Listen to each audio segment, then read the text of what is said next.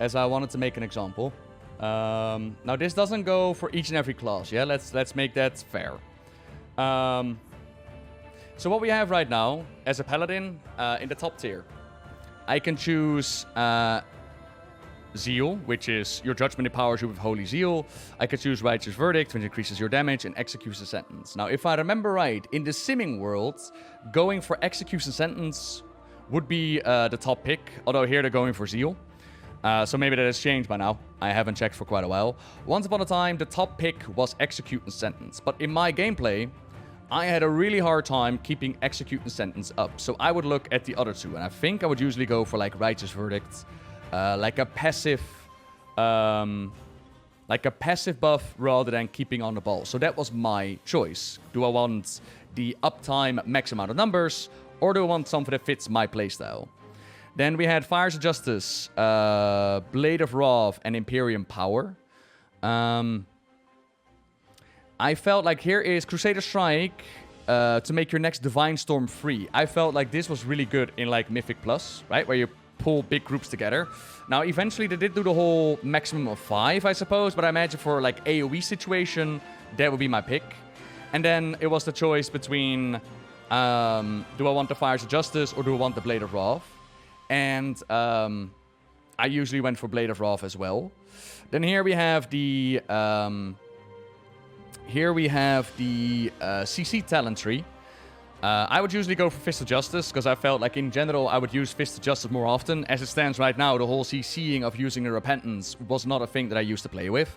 But there have been situations in Mythic Plus where it was really good to Repentance a mob, so you could just pass by them and not actually pull them. So Repentance was definitely an option in certain situations.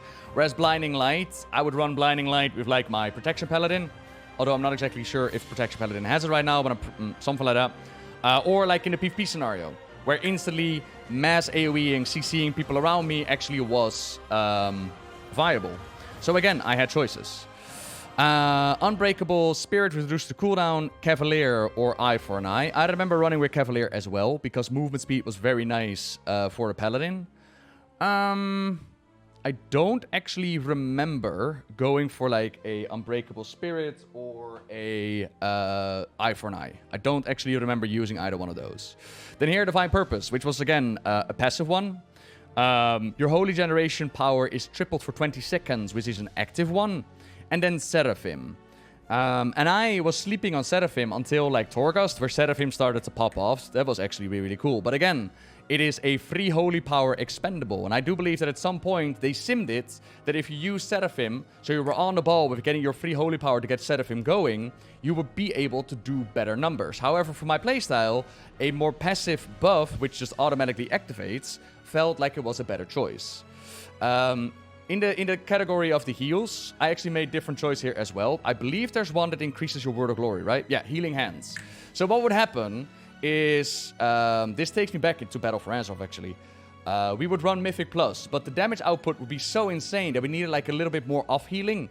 And I would make the choice to swap over from a selfless healer, which I would use more on a single playstyle rather than or like a raid playstyle, just an instant zoom little heal for myself or somebody that might need it. But if we were actually looking at like a second healer in the party that was doing mainly DPS, I would pick a Healing Hand, and I would have like a more Word of Glory. Yes, I would do less damage, but ultimately my party would stay alive better and would actually get things going. Whereas a Justicar's Vengeance, I believe, is a lot better in a solo scenario, or, you know, something like that.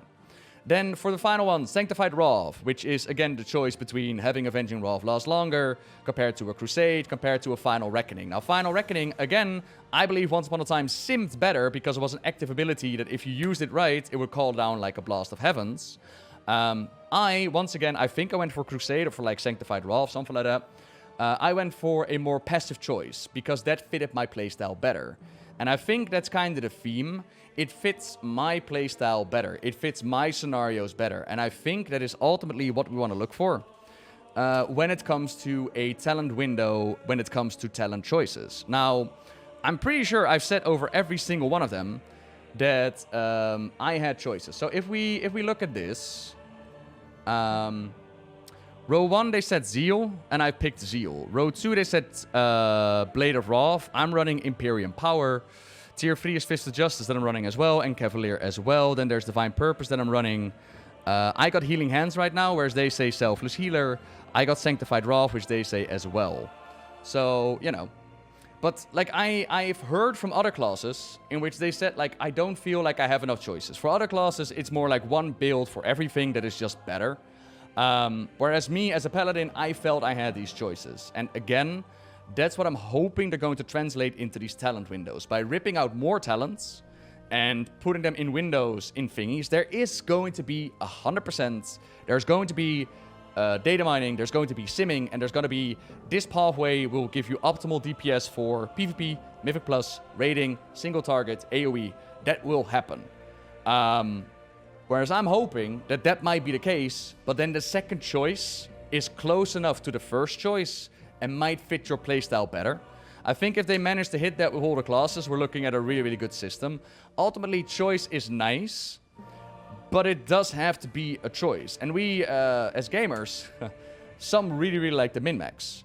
Now, I also recall that a big fear, which they had in Shadowlands, and the big reason as to why they kept the Covenants the way they are, like not pull the ripcord, is that they were worried people were going to be bullied into having to change their loadouts. To which I'm really, really I'm interested to see that they actually now just embrace the loadout system. And they're like, you know what? You all want to change? You all want to go do and whatever you want to make happen? Here is your loadout system. I think giving people more choice and more control is better. Will there people be bullied into a certain build? I don't know. Like, I imagine, like, is it bullying? Say that I roll up into a dungeon. Say that I roll up into a dungeon where interrupt is going to be necessary. We're halfway through the dungeon. They tell me, like, Nobbel, could you help interrupt the boss? And I go, herp-a-derp, I don't have rebuke on me, haha. And it's like, we expected you to have rebuke. Or maybe they even inspected me at the start just to double check. And they now tell me, could you please use a loadout with an interrupt on it? Is that bullying? Or is that part of the team? I think that's being part of the team. Similar to how, you know, can you bring flaws? Can you bring food? Can you bring potions? I think that's being part of the team that's pulling your weight, that's making an effort to do it all together. Whereas other people, they feel like you don't pay my sub. I get to decide what my talent build is going to be. Like, I can see those scenarios happen, but ultimately, getting more choice is nice. It's just really, really nice. I'm absolutely bullying people who skip interrupt. Yeah, but then you gotta wonder, if we're going to bully people into having an interrupt, if we feel that an interrupt is part of the baseline kit and should remain part of the baseline kit, should then the feedback not become, look, Blizzard, you made it possible for Retribution Paladins to not talent into Rebuke. Can you fix that? Or maybe, like, move Rebuke and put it back into the talent kits. Because I find it really weird to have an interrupt as an option rather than baseline. Considering how they build up their fights. Because there have been plenty of encounters where you needed an interruption rotation. Where you told the Demon Hunter, where you told the Rogue, where you told the Paladin, 1, 2, 3. And they need to be able to interrupt. Right?